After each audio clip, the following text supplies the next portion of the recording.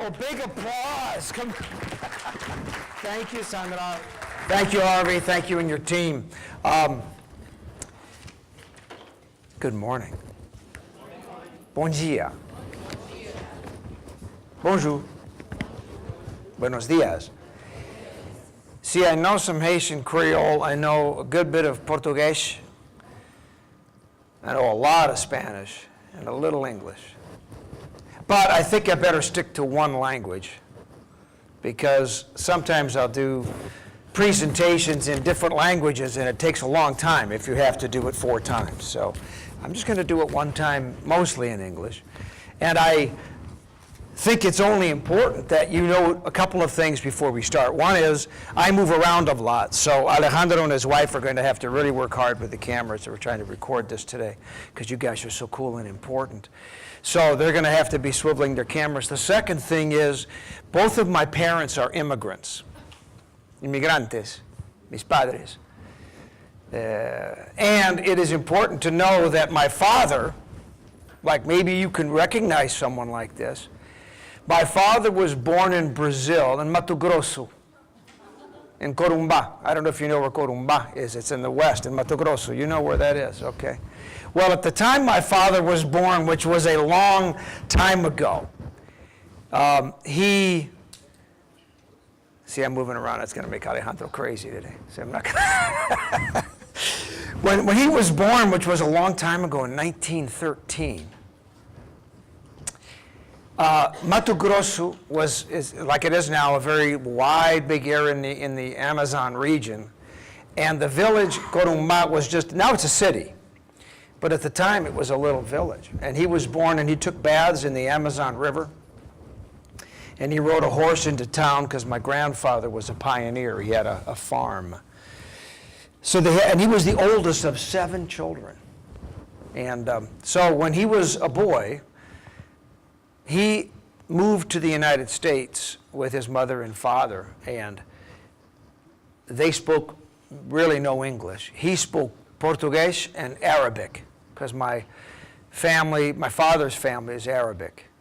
So my father, as a little boy, spoke no English, went to school, kids made fun of him. He had a funny culture. In fact, where my father grew up in a small town in the Midwest of this country, he lived where all the people who weren't white and Christian lived. So if you were not white, and he was considered brown, and they were Christian, but they lived with all the black people, all the all the Polish people, anybody that didn't speak English. And it was the worst part of town. It was the worst part of town. In fact, it was basically a ghetto. So he was the oldest of 7 children, and he learned very quickly that to survive, I need English. And of course, in those days, they didn't have you. There was no one at his school that taught him to learn English with someone supporting him in Arabic or Portuguese. That didn't exist. It's very hard. So as my father grew older, and he got married and had a family, and he had 5 children, all boys. You can imagine my poor mother. We had 1 bathroom in the house, by the way. She waited a long time sometimes. But my father made a decision which I think was a very bad decision. He said, I'm not going to teach my children Arabic or Portuguese because I don't want them, I want to make sure they know English. Now, we know now that I could have learned English very easily and Portuguese and Arabic, but he thought that was the right thing. There are parents now that do the same thing. Don't talk to my child in Haitian Creole. They won't learn English. Don't talk to my child in Spanish. They won't know English if you do that, and so forth. Or Farsi, or Canjowal, or whatever the language might be. Well, I have to tell you and everyone, that's just wrong. Because the children will learn English. The question is how to teach them as quickly as possible. And you know the funny thing? And I did this, as you heard from Sandra Arroyo, for 18 years. I was the principal of a school. We won international awards twice in the last 5 years. We taught our children there half a day in Spanish and half a day in English. And you know what? They learned both very well. In fact, they were the best students, and some of them were the best students in all of Palm Beach County, because they learned 2 languages and the brain helps one over the other. Now, if you're understanding me now, that's because you speak English. I have a secret to tell you. English is not a language. I know you think it is. It's a Creole. See, English isn't a language like Spanish or Portuguese or Farsi or Hindi or any number of languages. It's a collection of different languages, so it's really a Creole. Haitian's a kind of a Creole too. That's why we call it Haitian Creole. It's a blend of languages. So my father, God bless my father, 5 sons. I was the 4th. And I was the one that said, I want to know something besides English. He said, I don't know, I can't remember. I said, teach me some Portuguese. I can't remember. Teach me some Arabic. I don't remember. Now, my aunt taught me how to say bad words in Arabic, which I won't say here. But I heard her say these when she was cooking, and I said, what does that mean? That's what she'd tell me, because she'd cut herself or something. I love my Aunt Mary and my Aunt Tatla. They were wonderful ladies. So my father and I went to Dunkin' Donuts when he was visiting. Now, at the time, my father was 75. I was a young, handsome man, not like I am today. I was different.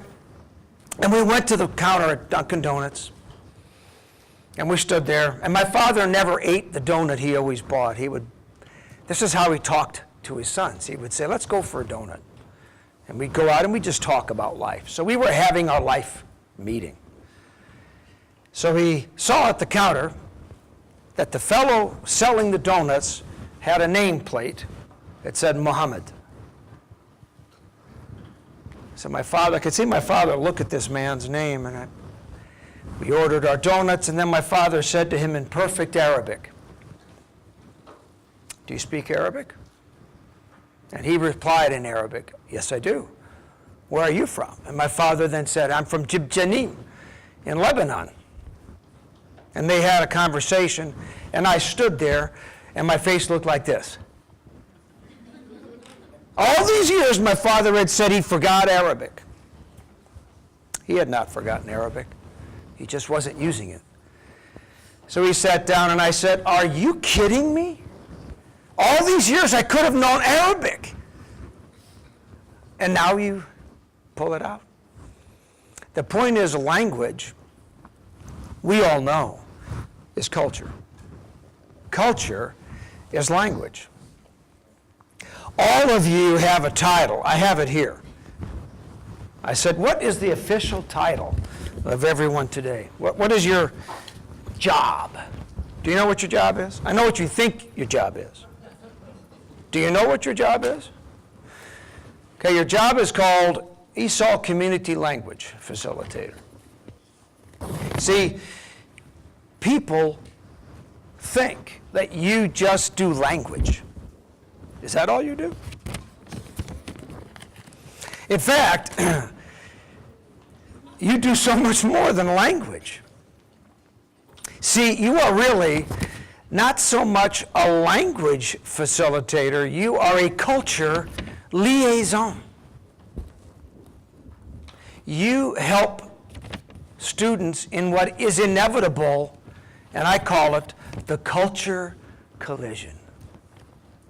See, when a child comes to our country here, sometimes we make the mistake of thinking the United States is number one. The United States is not number one. We're number one in many things. For example, we consume more of the Earth's resources than any country in the world. 25% of all the Earth's resources the United States consumes. I'm not really proud of that, We're number one in the rate of divorces. So we're number one in many things, some of them very good. But we're not number one in everything. Because many of you deal with this situation. I know you do. What happens when student comes, it might be from Port-au-Prince, they might be from Guayaquil, they might be from any place. They could be from Islamabad. And they come to this country, and I remember when I was a child. My father grew up poor, and my father said, I'm getting an education. I'm going to be very good at what I do. So he went to school to be a lawyer, my father, an attorney. And he graduated number one in his university class. So he came back to his town, where I was, where we grew up, and he said, I'm going to help the people that I grew up with. So my father became the poorest lawyer in the town because the people he grew up with, they didn't have much money. So that was not important to him. Now, if you were my mother, who's European, and you have 5 sons who are hungry sons, because boys eat a lot of food, you want to feed them food. That's what mothers do. Mothers take care of other people. Now, if anyone here a mother, raise your hand if you are a mother, please. I'm married to a mother. A lot of mothers here. Wonderful. Thank you. If you're a mother, you probably take care of other people way better than you take care of yourself. That's what you do. You tend to ignore yourself. Well, my mother did that. She would have 5 boys at the table with my father at the head, and my mother would be getting food to the table, and she rarely sat down. Because one guy would be hungrier, there are more potatoes, I'll get more potatoes. I grew up in that house. And my mother learned to cook Arabic food. Now, I love Arabic food, but Arabic food has a different smell, doesn't it? They use different spices. Maybe the food you grew up with has different spices, right? So my friends would come over and they'd say, what is that funny smell? And I would say, she's making kafta, or she's making kibbi, or she's making fatayr, or something like that. I don't know if you know what those things are, but they're all good. And my friends would say, well, it kind of smells funny. I'd say, hey, you want to try it? I'd say, well, okay. They'd sit down and they'd try it, and they'd say, this is delicious. Can I come back for more? Now, we know that every culture has its own food. The culture, think of the favorite things you ate when you were a child. Now I'm going to ask 4 of you where you grew up and the favorite, you're going to have to talk now. I know it's scary. And see, she's thinking, because I'm close to her, I'm coming, but I'm not. I'm going to leave you alone, unless you volunteer. I'm going to get someone much further away. Do you want to volunteer? You don't have to. But think about where you grew up, the city and the country, and the favorite food you remember. Are you ready? Now, 4 victims. I'm going to find 4 victims. 2 men, and it's a little harder because the men are further away. You ready to volunteer? Go ahead. What is yours? Now, wait. Where did you grow up? I grew up in Tomazo 80. outside Port-au-Prince. Outside Port-au-Prince. And your favorite food was? Rice and beans, wet beans with white. But who made this meal for you? My mom. And the only person that could make it the best was? My mom. Of course, his mother, rice and beans. If I made rice and beans for him, you would say, doesn't taste like my mother's. Excellent. And when you have that, it just brings back all of those memories, doesn't it? You're my next victim. Where did you grow up and what was your favorite food? Go. São Paulo, Brazil, and roast beef. My grandmother made. Grandmother made roast beef in Sao Paulo, Brazil. I bet that. Do you make roast beef yourself? Not like But not like my grandmother. Not like grandmother. Very special. I'm going to get my next victim right here. Tell me where you grew up. I grew up here in the United States. Okay, and so what's your heritage? My parents are Mexican. What part of Mexico? Guerrero. Okay, your parents are from Guerrero. Okay, so when you grew up, what was your favorite food at home? Until this day, it's tamales. Ah, tamales. Does your mother make it the old-fashioned way where she's got lard and all the stuff that goes in it and it takes hours to put together? Okay. Now, tamales, like your mother makes tamales. So when you go home, you're hoping mother makes tamales, right? That's right. I want my mom's tamales. And man, it's the best stuff, isn't it? Because you got to steam. My mom, come over here. Let's get another lady. She's been sitting here and I see you have that shirt on. But I'm going to go ahead and ask you. So where did you grow up? In Brazil, Where in Brazil? in Tocantins. You know where Tocantins is? You're from Sao Paulo, right? You know where Tocantins is? Okay. It's the newest state in Brazil. It's the newest state in Brazil. Okay, I learned something. Thank you. So what was your favorite food growing up? It's hard to say because I love food. Piqui. Piqui? Yeah, not. What not is everybody- piqui? It's a fruit, but not everybody knows Okay. because it's typical from that region. Ah, so it's a specific fruit from that region. Can you buy it here? Yes. You can? Okay, in certain places. Now, I bring this up because I just talked to 4 of you, and the truth is, as a community language facilitator, you have those conversations, don't you? Everyone here who has done this job for 1 week knows what it's like to have a child at your school crying. And sometimes they cry inconsolably because they miss the culture that they're from. The school is so different. It's so different to what they were used to. It feels different. It smells different. The lights are different. The air is different. You see, the culture collision is what you help make easier. There will be a culture collision. You can't stop that. The television is different. The principal smells funny. I remember having that one.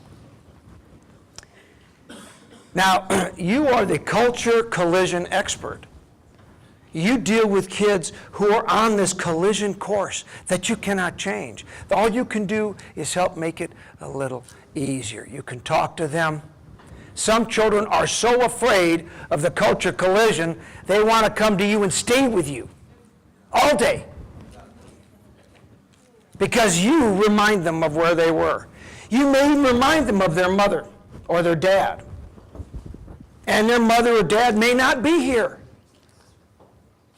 And you become that person because you sound like my mother. She wore that perfume. My dad used to wear a tie like that. You see, the job you have is so much more important than language facilitation. See, here's what your job says you do. These are the calificación. These are your qualifications. You have to organize and plan effectively. You have to be flexible. You have to positively interact with culturally diverse groups. You have to have oral and written proficiency in English. Guys, of course. But you have to have other things. Now, I'm going to read to you some of your responsibilities. See if these sound familiar to you. Assist English language learners. Assist teachers and administrators. See, unless you have lived in another country and had a culture collision, you don't know what that feels like. I had a principal. He called me up, he said, Dave, I have a teacher. She's new. She's from Puerto Rico. Is she like a deer in the headlights? Is she just not know how to teach? I said, well, let me see. So I went over. She was a great teacher. I said, have you seen her teach in class? No, he says. But I see her in the hallway, and she always seems lost. I said, dude, she is lost. In a classroom, she's comfortable because she's a teacher. But in your hallway, She's got the culture collision. It doesn't look like her school in the village she taught at outside of San Juan. Well, she's American, isn't she? I said, dude, it's a different culture. She misses her mom. She's 26. She lived with her mom. My point is, you are experts.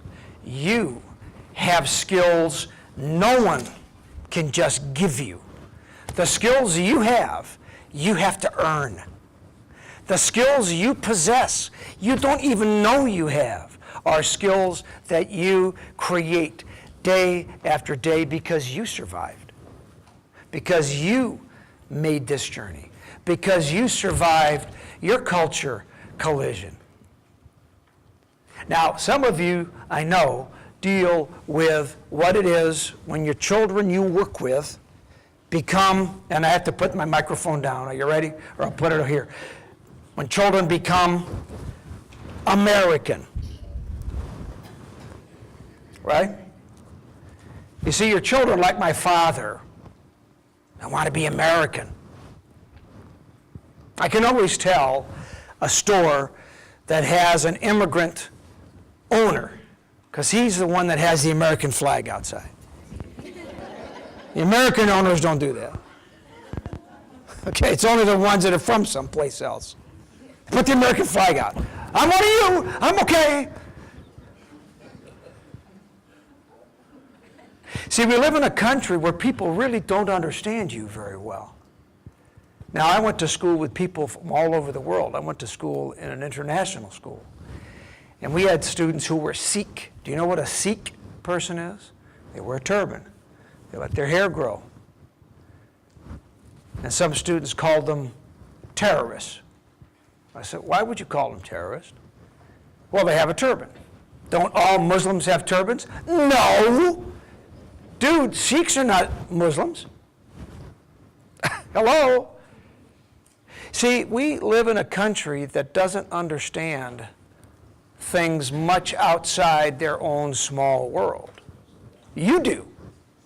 You are all ambassadors to culture. You are the ones that help broken, frightened children survive the day. And then you are the ones who help the children realize, I want you to think of a child right now, someone you work with, some ELL child at your school. And I'm going to ask one person to tell me the name of the child you're thinking of. Are you ready? Think of that person. A child that you know is having trouble. Do you think of the person? Who's yours? Jason. Jason. Describe Jason to us. He's a first grader, and he has a lot of trouble speaking English and Spanish, and he's having trouble comprehending all the material in the classroom. So we all have a Jason. He's a first grader, struggling. Where is he from? From Puerto Rico. Did he come here because of Maria? Okay. Maria sent me a lot of Puerto Riqueños. Irma started it, and Maria finished it. Whew. Maria was like, you're on the ground, here's another one. I mean, Maria was horrible for poor Puerto Riqueños. So you got a Jason. Now, Jason might be tempted to think, you know what? I watch other American kids, and they start to disobey their parents. That to be American means you have to be disrespectful. That to be American, you have to take advantage of your parents. That to be American, because I'm learning English, I'm the child, and my father and mother, who are honorable, hardworking, every day they go out, they might work 2 or 3 jobs. Good people. They obey the laws. Good parents. But the child might think, I know English, you don't. I can tell you silly things, and you might believe it. And they scare their own parents. And that is wrong. And the good news is you're there to help tell them the truth. The truth is, the child is still a child. Just because you know English better than your mother, who may only speak Cajobal. How many of you have parents that are from Guatemala? Anybody? Just you? Few. Moms often speak one of 16 or 17 dialects from Guatemala, don't even speak Spanish. Dad does because he works outside the house. And the child learns English because we help. But you got to be careful, because sometimes the child thinks, now I am the jefe de la casa. Yo soy el dueño de la casa. You're not the dueño, nothing. Okay? You're 8 years old. Be quiet. Go to your room, do your homework. You are cultural liaisons. You are cultural collision experts. Now, I'm going to go over here. When you look in the sky at night, when you look up at the sky and there are no clouds, if it's a nice night with very little light on Earth, we see les étoiles. I know I've got some Haitian folks here. What are les étoiles? Estrelas. Estrelas in Portuguese, no? Huh? Estrellas. They look up and we look up and we just see these things. They look like point, like puntinhos, right? Like puntos, like just dots. But see, you do something to those stars, those étoiles. You connect them. You put them together so the students realize there's actually a shape to those. You connect the dots. See, your wonderful, exciting, terribly paid job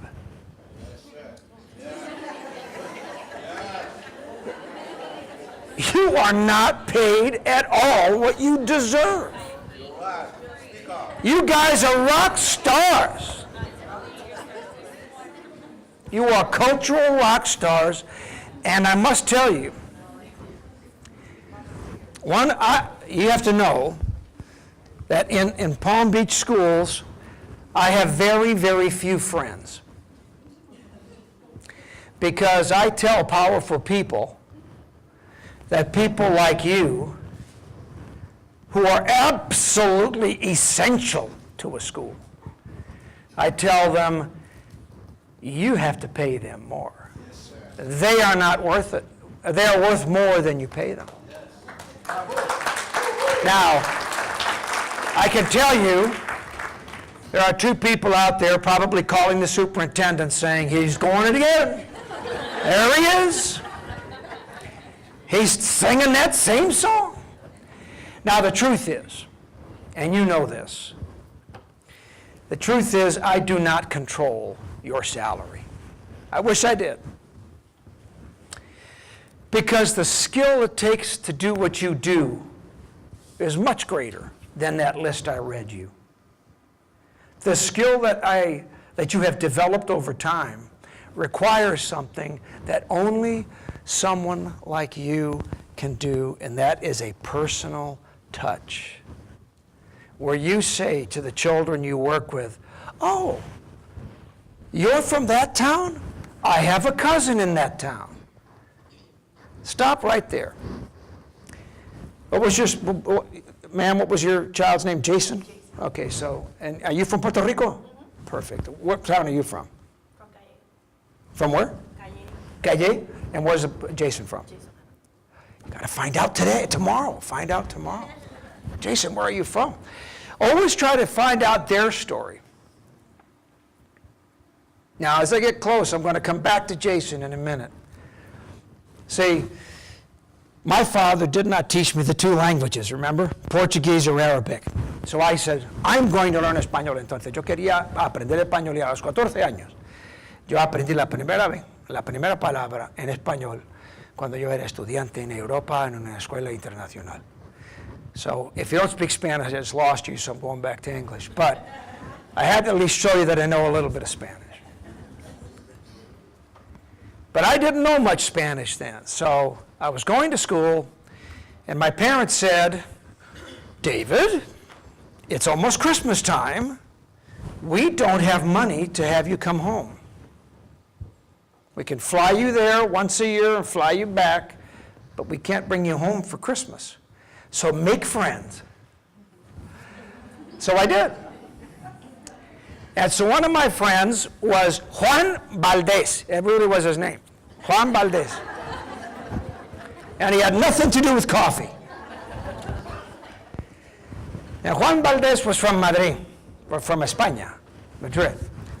So I said, hey, David, why don't you come and stay with my family? I said, great. Whew. So I accepted his offer. He said, okay, when you come into Madrid, go downtown to the Iberia. Iberia is the national airlines, right? And call me when you get there, and we'll pick you up. Now, I'm 16, and I'm a 16-year-old tonto. I mean, you don't know much when you're 16. You think you do. I said, no problem, Juan. So I come, I take the shuttle bus down to, it's right there. If you've ever been to Madrid, there's a big plaza called the Plaza de las Cibeles. It's got a big statue, and there's water, it's beautiful. And so I got down there, and in those days they had phones. Now you have cell phones, pay phones. So I said, okay, I'll just call Juan Valdez. Then it occurred to me, wait a minute, that's his name. What is his father's name? Oh my God, I'm in a town, millions of people. I have no idea where this guy lives. So I thought to myself, wait. I remember. For some reason I remembered he lived on a street called Pedro de Valdivia. So I said, that's all I got to do is find Valdez, look for Pedro de Valdivia, that's his home. Do you know how many Valdez live in Madrid? And so literally, now I haven't slept. I took a red-eye flight, so I'm standing, and everybody's speaking Spanish but me. This is still during the Franco time. It's 1971. That's a long time ago. And I finally, page after page, I find Pedro de Valdivia, Valdez. I call, and a woman answers who doesn't speak English. So I struggle through, and she says something. I think she says, what are you wearing? So I say, orange. I have a jacket that's orange in color. She says to me, I heard recoger. I said, okay, I think that means pick me up. So sure, I'm standing there exhausted, and a car pulls up with a strange woman who says, David, entra el coche. Now, I think she said, get in the car. But she was smiling, so I thought that was a good thing. So I get in the car. We go to the apartment. She's, I'm going, no idea what she's saying. So we get to, and now in Spain, they live in apartments, in pisos.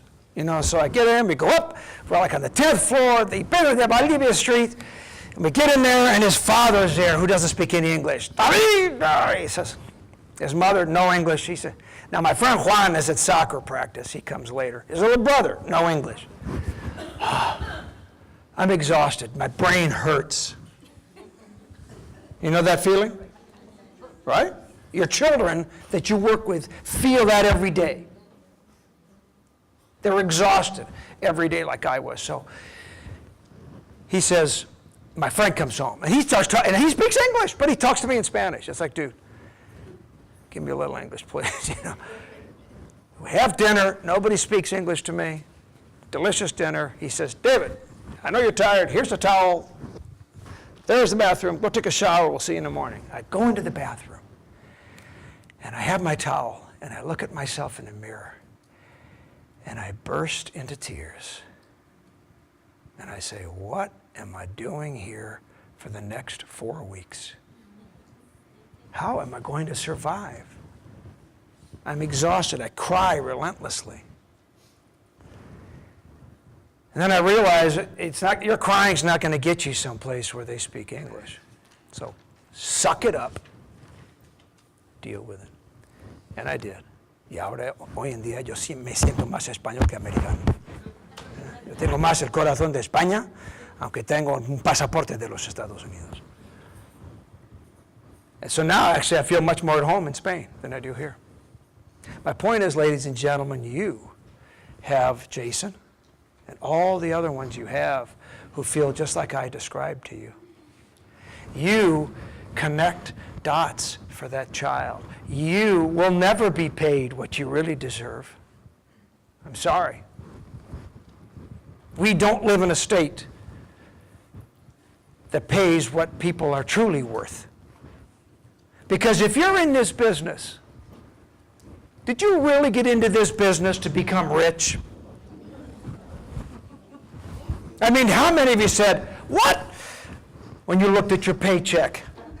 That's about 1/10 of what I thought I was going to get. Now, you didn't do that because you knew. You knew when you said yes, when someone offered you the job, you knew that you would not get the money you know you deserve. So what keeps you doing this, while you're here, why you're going to go back to that school tomorrow, is because you are like me.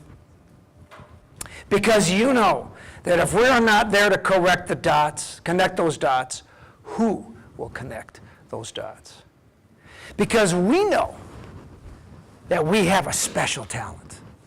You know, and maybe you need to be reminded, that the talent you have, you can only earn. No one can just give it to you like a shirt or like a pair of earrings. The talent you have is special. Now, you are people who do change things. Because we came into education, all of us, because we know the world needs some help. And so we're part of that help. We're part of that help. One final thing before I let you go. I know people who speak English and they say that they speak English with an accent. Right? Some of you right now, I know, say, I have an accent. When I speak English, I'm Haitian, and I have an accent. Or I'm Chilean, and I have an accent. Or I'm from Puerto Rico, and I have an accent. Or from Gujarati. I'm Gujarat in India, and I have an accent. Or wherever you're from. I have a secret for you. Everyone has an accent. I have an accent. So when someone says that to you, be nice. Because they really don't understand that everyone has an accent. So when they say, like I have 2 sons, and I never speak English to them. They were born, and I only spoke Spanish, and if one of them called me right now on my cell phone, I would only speak Spanish because I knew I had to give them a gift that my father did not give me. And so today, one is 32 and one is 28, and they are both bilingual. They have a gift that my father thought he was doing the right thing for me, but he deprived me of that gift. Ladies and gentlemen, you have a gift. You have a gift. Everybody sitting here is bilingual. That means your brain is used more.